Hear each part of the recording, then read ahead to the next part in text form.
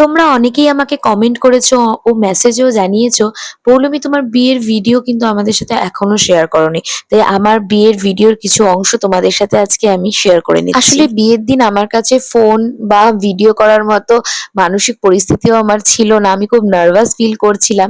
আর এদিকে তো আমার জ্যাঠা শ্বশুর আমাকে সবার আগে আশীর্বাদ করে নিয়েছিলেন। বরযাত্রী ও বর কিন্তু পরেই এসেছিল, কিন্তু তার আগে আমার শ্বশুর মশাই, মামা শ্বশুর, জ্যাঠা শ্বশুর আমাকে আশীর্বাদ করেছিলেন। আমার আশীর্বাদ শেষ হতেই কিন্তু বরযাত্রীর গাড়ি চলে এসেছে। সবাই তত্ত্ব নিয়েও চলে এসেছে, আর এদিকে কিন্তু সবাই নাচানাচি করছে, কারণ ওরা বরকে আনতে অনেকটা দূর গিয়েছিল।